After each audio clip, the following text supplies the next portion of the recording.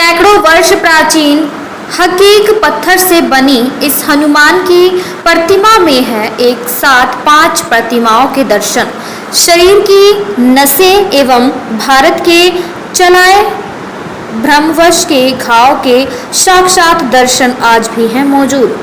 डींग खास तौर पर लाल पत्थर से बने हनुमान जी की मूर्ति का ज़्यादा महत्व बताया जाता है, लेकिन जलमहलों में इसके विपरीत देशी विदेशी सैलानियों के लिए अगाध श्रद्धा के साथ आश्चर्य की प्रतीक हनुमान जी की मौजूद अनूठी प्रतिमा का निर्माण लाल पत्थर से नहीं अपितु हल्के बादामी चमकदार हकीक पत्थर से किया गया है। यह मूर्ति कब और कैसे बनाई गई इस बारे में किसी को कोई जानकारी नहीं है। जलमहलों में गोपाल भवन के दक्षिण हिस्से के एक छोटे से कक्ष में विराजमान इस प्रतिमा को लेकर क्षेत्र के लोगों में अनेक धारणाएं बनी हुई हैं।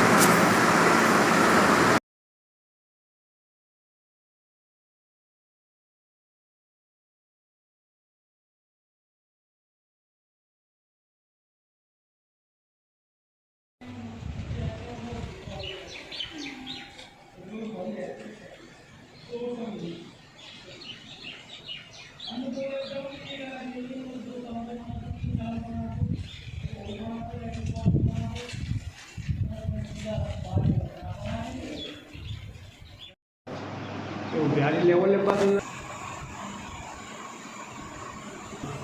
हम इतने मेहनत करिए कंस्ट्रक्शन करने कई दिन लगा दिए।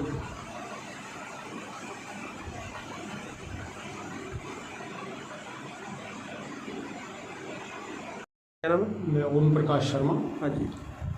मंदिर में शुरू से ही महाराजा रियासत काल से ही हमारे पूर्वजों की सेवा पूजा चले आ रही है। पूर्व में हमारे पिताजी पूजा करते थे, उसके बाद में हम करते चले आ रहे हैं। और ये हनुमान जी की जो प्रतिमा है लगभग 450 वर्ष प्राचीन है। हकीक नग से बनी हुई है, पूरी एक ही पीस में एक ही शिला में तराश करके बनाया गया इस प्रतिमा को। इनके कंधों के ऊपर राम जी और लक्ष्मण जी विराजमान है, पैरों के नीचे पाताल देवी है, एक हाथ में संजीवनी बूटी है, दूसरे हाथ में गदा है। बात प्रसंग दर्शाया गया है इसमें। राम जी और लक्ष्मण जी को इस समय अहिरावण ले गया था हरण करके, तो उस समय हनुमान जी अपना छोटा सा रूप बना करके शुभ स्वरूप बना करके पाताल में गए थे। वहाँ जा करके वो अहिरावण के द्वारा जब अहिरावण की पूजा उसकी देवी जी की पूजा की सेवा की जा रही थी, तो हनुमान जी वहाँ सूक्ष्म स्वरूप में जाकर पहुँच गए। तो हनुमान जी का स्पर्श पाते ही देवी जी ने अपना स्थान दे दिया हनुमान जी के लिए। हनुमान जी उसके स्थान पर खड़े हुए। राम लक्ष्मण जी को जब लाया गया उनकी बलि चढ़ाने के लिए, तो अहिरावण के द्वारा पूछा गया कि अब तुम्हारा कोई हो तो उसको याद कर लो। याद करने वाले हनुमान जी उनके पहुँच ही चुके थे। तो उन्होंने जैसे ही उसकी कटारी अपनी कटारी उठाई है अहिरावण ने राम जी और लक्ष्मण जी का वध करने के लिए, तो उसी समय हनुमान जी ने अपना एकदम विराट स्वरूप धारण किया।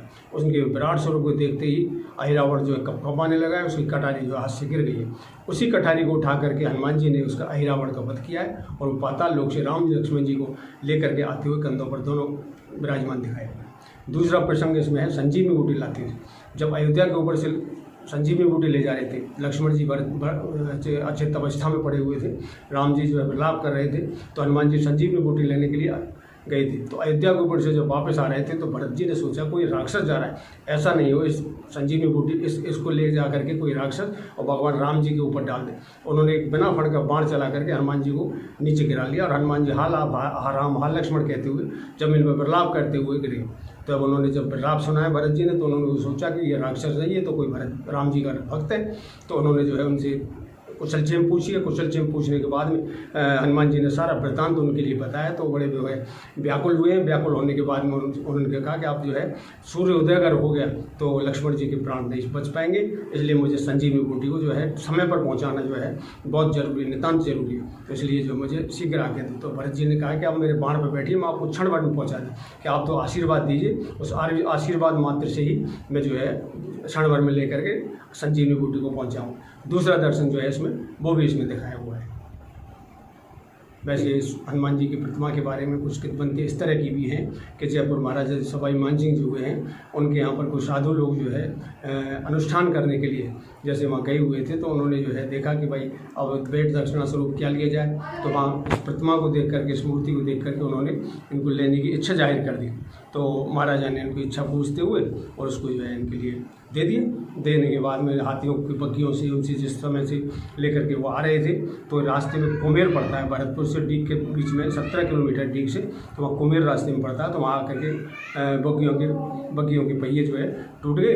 टूटने के बाद में साधु लोग जो है बहुत ही विद्वान प्रकांड थे, तो उन्होंने पहचान लिया कि आगे जाने से मूर्ति इनकार कर रही है, इसलिए उन्होंने कुमेर के क्षेत्रवासियों को बुलाया वहाँ। तो उन्होंने कहा कि भाई इस प्रतिमा को, हनुमान जी को हम यहीं स्थापित कराना चाहते हैं, तो आप हमारे इसमें सहयोग करो।